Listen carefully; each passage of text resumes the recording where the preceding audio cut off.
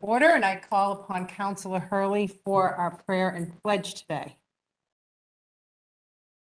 Let us pray for all of the people from the United States who are in Japan, for the Olympics with greater than normal threat of COVID and the variant.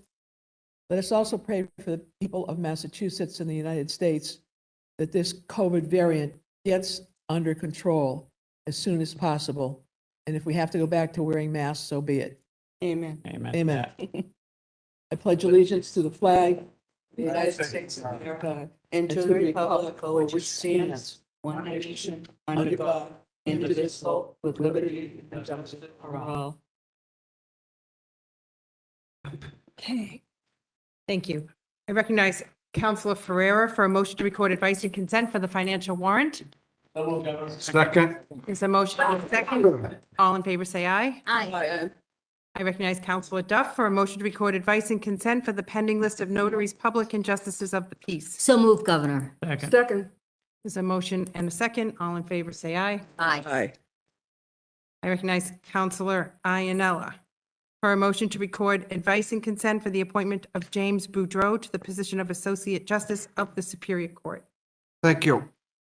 I make a motion that we approve James Budreau as an Associate Justice of the Superior Court, an outstanding nominee. Thank you. Second. I second that in a comment.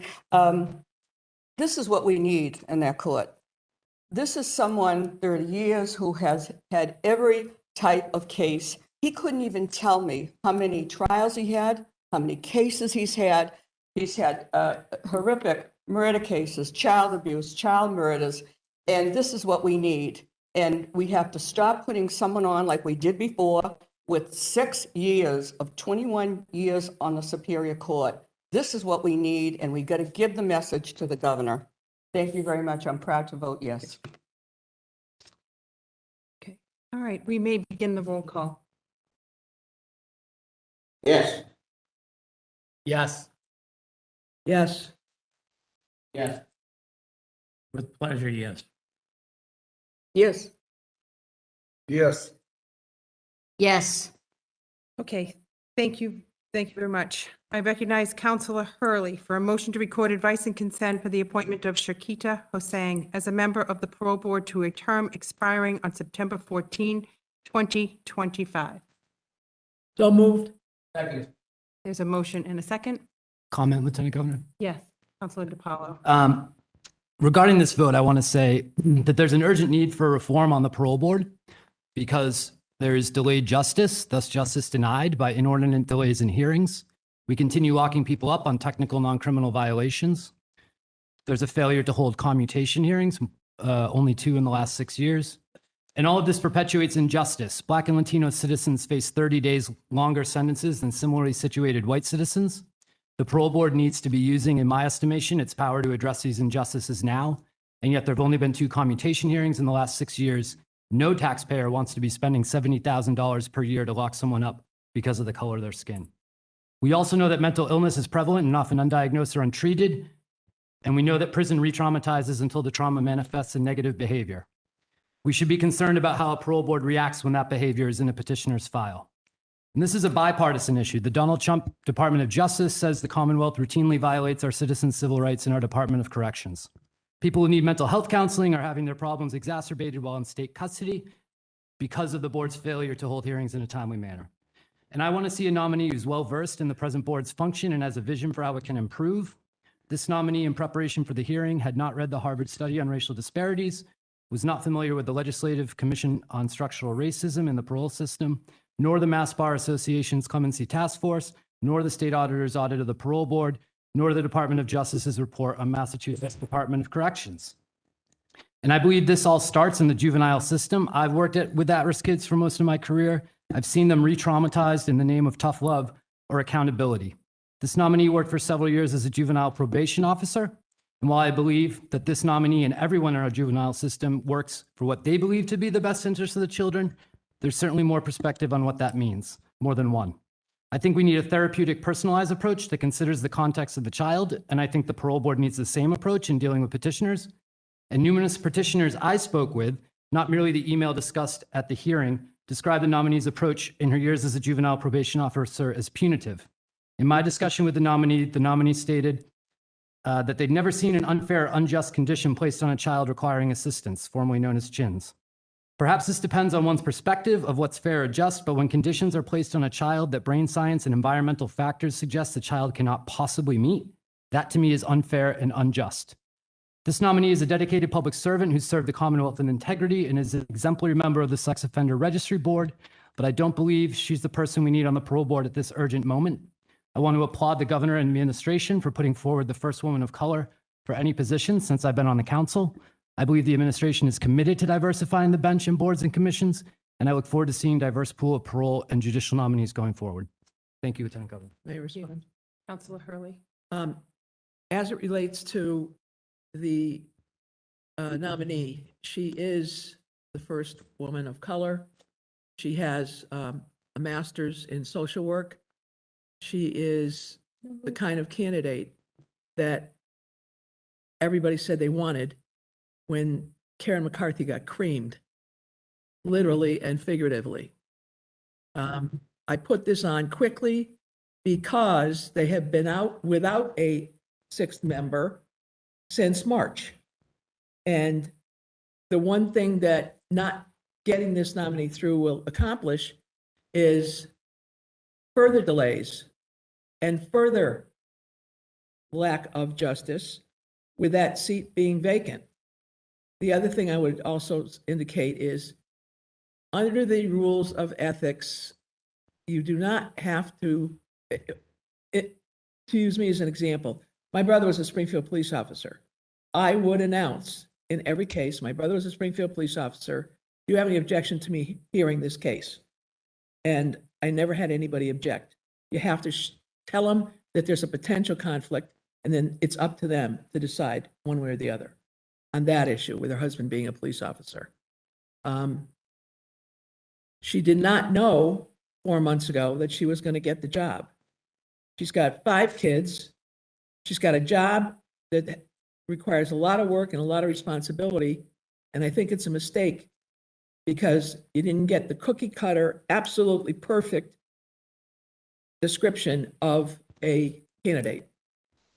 That's all I have to say. Lieutenant Governor, Councillor, Lieutenant Governor. we'll go around this way. Councillor Thank you. Iannella. Thank you. First of all, it's not the governor's council's fault that the position has been vacant since March. With all due respect to the governor's office, I mean, they could have submitted this nomination in April, May. That's not our fault. At the hearing, I asked the nominee about her work background. She did have a master's, or does have a master's in social science, but she's not, which again, I should have found out that day, but I didn't. She's not licensed by the state in social work. So she's not a certified social worker. It's like for the lawyers who are here today, it's like we went to law school, but we never took the bar exam. Therefore, we never passed the exam. So she's not a certified social worker. That's an important thing to me. And because she does not have that qualification, I will be voting no. Lieutenant Governor. We're going this way. Councillor Kennedy. Thank you. I don't think there's a right answer with this. It's a tough call because I agree with Councilor DePalo that there were a lot of issues in the parole board. We all agree with that. And we asked for something when Attorney McCarthy was put forward. We asked that we get somebody who is not a prosecutor. This person is not a prosecutor. We asked for someone with a background, granted not licensed, but social science background. We asked for somebody who was diverse. And we got what we asked for with this particular candidate. I think she's highly qualified. I think I congratulate you for putting on a diverse candidate. I've spoken to her both before the hearing, during the hearing, and after the hearing. And one of the big things which Councilor DePalo talked about was the lack of commutations that I talked to her about was, does she favor commutations? Would she push for commutations, and her answer was she was very adamant that she would, that she's a true believer in second chances. It is not our fault that there hasn't been commutations. I am very, very disappointed in the administration that there hasn't been commutations. But it's not all on you. In the 8 years that the Patrick administration was here, there was one. So there's been one commutation in 16 years. I think that's despicable. We live in Massachusetts, supposedly one of the most progressive, if not the most progressive state in the country, and they have more commutations and pardons in Texas. There's something wrong. The system is broken. That doesn't fall on this candidate. It falls on the administration that can push them. It falls on the Patrick administration that didn't push them. One of my biggest disappointments in the Patrick administration was that there was only one commutation. This particular candidate, a diverse candidate, a woman of color, I believe is being held to a double standard by this council. You know, we didn't ask Paul Treschler, who was the chair of the Parole Board, a white man, now Judge Treschler, if he had attended any LIFA hearings. We didn't ask him if he read them, to my knowledge. But there's a number of people on that Parole Board, I can guarantee you, that are sitting there now, that sat there in the past, that didn't do that. And I think she's being held to a double standard in that respect. Unprepared, not expecting that question, I would suggest. But in any event, I believe she is going to be a committed member of the Parole Board if she gets through this council. I'm not sure she's going to, as we sit here today. But if she does, I think she'll be committed to criminal justice reform. I think she'll be committed to ensuring that the appropriate people are paroled and get into with the proper programs in place. And I think she will support commutations and pardons going forward. But I do put it on the governor and yourself, Lieutenant Governor, to push for more pardons and commutations. It's time. Thank you. Lieutenant Thank you, Governor. Counselor. We're going this way. Oh, are you really? I had my hand up first. Thank you. Council Hurley and Council Kennedy said, I don't think anyone's a perfect candidate. We very rarely have perfect candidates in any of these spots we're looking for. Everyone has friends. This candidate, clearly, diverse choice, something that the administration and we as a council, I think have done a good job with pushing diverse candidates. When I go to court, I hear from people that say it's nice. I hear from probation officers, court officers. Thank you. I hear from probation officers and court officers that say it's nice that when you have a diverse candidate on the bench, people look up to her and respect her or him because they look like the person before them. So I think the administration done a great job getting lots of diverse candidates, and we have certainly all pushed for that.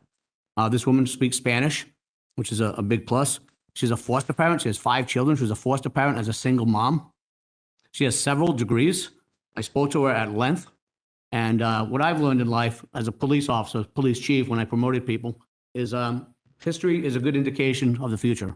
So people that do a great job throughout life, whether it's on the job or getting degrees or pursuing things under the very difficult circumstances, as she did, are going to perform well later in life. And for all those reasons, she has my support today. Counselor. Thank you. Thank you very much. First of all, I met with this candidate. The thing I fault the council is that when we appoint someone, give notice so the public knows. Not a Wednesday, it's very improper to have a hearing the next Wednesday. That's only 3 business days. How much due diligence can the council do? Well, I did. I always try. I meet with everyone. I met with her on a Monday. But I want to tell you, first of all, to correct the record, we had a wonderful woman of color. So you're wrong, not the first. And Lucy Soto was so wonderful, 2 governors gave her 5-year appointments. And she was on that board. And you know what? Her term expired 18 months. She went to work every day waiting for the other shoe to drop because the governor was looking for someone to replace her. She's outstanding. She speaks Spanish It was such a value up there. But Lucy was a good person, and she had diversity because she had been a victim witness advocate, and she lived in a very dangerous housing project where there were drugs and rapes, and she had a relative that was serving a life sentence. She understood both sides, but we removed her. And you know what? A woman, Miss Marone, was appointed. Marone's husband is the Boston Police Commissioner. She is recusing herself the majority of the time. Now the governor wants us to put someone else who will recuse herself. I know recusal. When I was a city councilor, my late husband was a firefighter. I recused myself on all fire department. It hurt, but that was what you have to do. So first of all, this woman, talk about experience. She wasn't even on her new job 4 months when she decided she was going to be on the parole board. What interest did she have? She never went to a parole board hearing, never listened to a lifer's hearing or anything, reading anything. And I was appalled that she said she was going to vote if there were police matters. We had to tell her. Conflict of interest law. You don't have to be a lawyer to know that.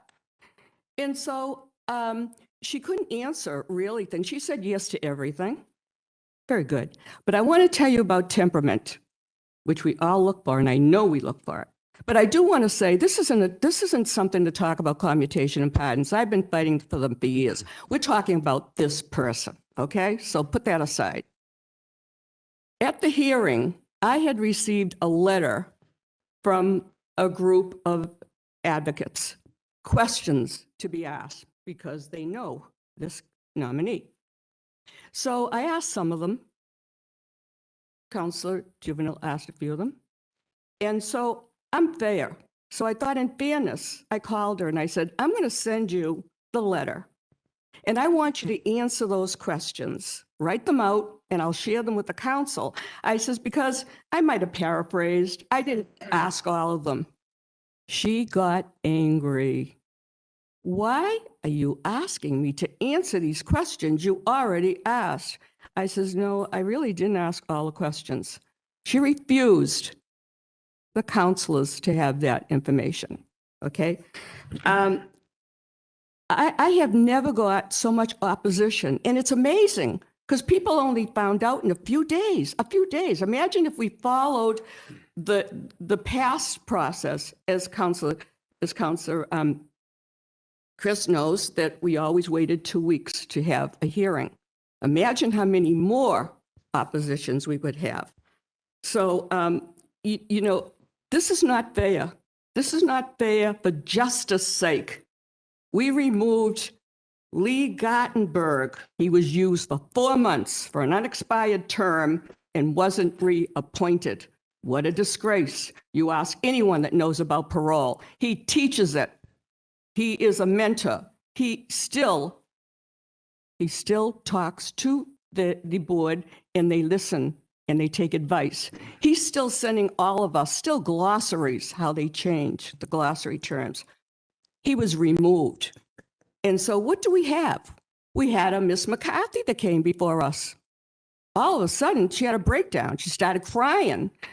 Oh, my husband plays golf and I have all the responsibility of my children. Well, she got through. A 5-3 vote. That was amazing. But guess what she did? She figured, I don't want to go back to the dreaded governor's council for my job and only have 5 years. I want a lifetime. Guess what she's doing? She's an assistant clerk magistrate in the Springfield District Court. So those are the dedicated people that this administration is bringing before the council and throwing off a Lee Gottenberg and a Lucy Soto. And this is what we've got. And I will be voting no. This woman is unqualified. I don't find any joy in saying that about someone, but she was rude to me. She would not answer those questions for you people to see.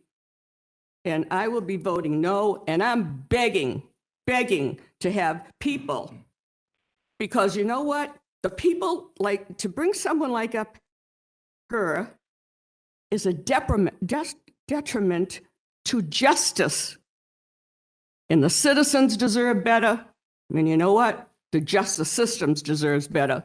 And I will be voting no. I'd just like to respond. Councilor Hurley. First of all, I have. I thought you spoke. Councilor Hurley Can we all is speak is twice? recognized. Go ahead. If we I'd want to love go, to hear from you, if Marilyn. we want to go around, we can do that. Speeches. Councilor Hurley. I have in my hand a copy of the answers to all the questions that she sent to you, Marilyn. Oh, she sent them to you? And she sent them to me too. But I was going to get them and give them to all the councilors. You didn't. Yeah, we didn't see 'em. I was told you were going to get them and give them to all the counselors. She refused me. She did not. It's She right gave them here. to Mary Hurley, not to Marilyn Devaney. It says right here, I want to forward you the exact email I sent to Counselor Devaney of the written responses to CPCS's email in the event that she did not receive them. Below, you can see that the date and time I sent them over to her. Word document is attached. So. I got if you don't know zero. how to run a computer, it's not my fault, and it's not a response. My word is my bond. I never received it. She was angry that I asked her. That would like to be heard. I doubt that. Governor, I would just like to say that last week I did meet Kevin Hayden. He's the chairman of the Sex Offender Registry Board. He wasn't able to stay because the hearing got delayed and he had to bring his kids to camp. But he wrote us a very nice letter dated July 22nd, 2021, where he talks about how Ms. HoSang has been on the Sex Offender Registry Board for a year. And I don't want to read the whole letter and waste a lot of time, but at the end, she has proven herself to be a woman of honor, compassion, and integrity. She's done a great job at the Sex Offender Registry Board. And the other thing that I didn't mention earlier is we had a judge in here in the juvenile court who has worked with Ms. HoSang for many, many years, who says that she's remarkable. And I asked him point blank some of the questions that other councils are talking about that were sent to us to ask the nominee. I said, do you think that she is too punitive? Absolutely not. Do you think she believe, in your experience with her, does she believe in gradual sentencing? And the answer was yes. And a probation officer came and testified, and he said she was outstanding. We have people that have dealt with her over the last decade that said she's wonderful to work with and has all the qualifications. I just wanted to put that on the record. Thank you, Councilor. Other question? I just want to put on the Councilor record, Devaney. in 21 years, I never got so many letters in opposition. I got 14 letters, and I know the councilors did too. And these are people who observed her, and you know what? We don't need someone in training, okay? And I'm just saying, I've said enough, okay? I've said enough. This woman has got more opposition than anyone in my 21 years. Do you need more? I'm not going to read those letters. I know Eileen doesn't want to hear them. Thank you. Okay. We have a motion and a second. We may begin the roll call. No. Yes. Yes. No. No. No. No. Yes. Okay. We have two nominations today. Could you Samir, tell the results for the public, please? Valerie. There are 3 votes in favor and 5 votes opposed. Samir Jaganjori has been nominated to the position of Associate Justice of the Boston Municipal Court. Councilor Devaney, do you have a date? Yes, I will schedule that August 11th at 1 p.m. Thank you. And William Farrell has been nominated to the position of Associate Justice of the District Court. That's within your district, Councilor Iannella. Oh, let me talk to the nominee and schedule it next week. Okay, you'll Thank you. circulate a time and a date for that nominee. That does conclude, Lieutenant Governor. that concludes our business. Lieutenant Governor, today. I'm responding to Robert Ross's letter to me. I had asked you about Sabine Hurley. Yes. Sabine Hurley removed herself from the Parole Board, from the Industrial Accident Board. She sent us a letter. Every councilor got it. And we also got a letter from the governor. He is accepting her removal. I questioned why she was removed in January and received a salary for 9 months, 111,000, whatever. You know, this administration is going after some state troopers who falsified their records for 14,000, whatever. This is the governor giving a no-show job. And I respect Attorney Ross, but he told me that a holdover stays until they're replaced. She is not a holdover. She's removed. No, she was In a addition, holdover. excuse me, don't interrupt, please. You can was a talk when you holdover. want to, Miss Hurley. That So mistake- anyway, Wait, so anyway, Counselor she Devaney, is, Counselor she's Devaney. not a, We she's have not a responded. holdover. And she also got Counselor a Devaney. job now as a deputy. And she said to a worker, a disabled worker, when she saw his pregnant wife, if you can do that, you can work. And she's going to be able to be on some of the hearings over there in the Human Services. This is a disgrace. She left in disgrace and she is being, everybody's going to jump in. I'm sorry, no, but we're it's not. wrong. We're And not. that was not the response I wanted from the chief counsel because it's wrong. It's not factual. She is not a holdover. She's gone. Counselor And Devaney. I'm going to go to the Attorney General if I have to on this. Go. Your letter has been addressed. If you need further time with our Chief Counsel Ross, a meeting to go over the details, we'd be happy to accommodate you. That concludes our business You today. told me you were going to talk about it today and you haven't. Excuse me, I am not going to stay for the next hearing. My back is killing me. I'm going to listen to it on YouTube.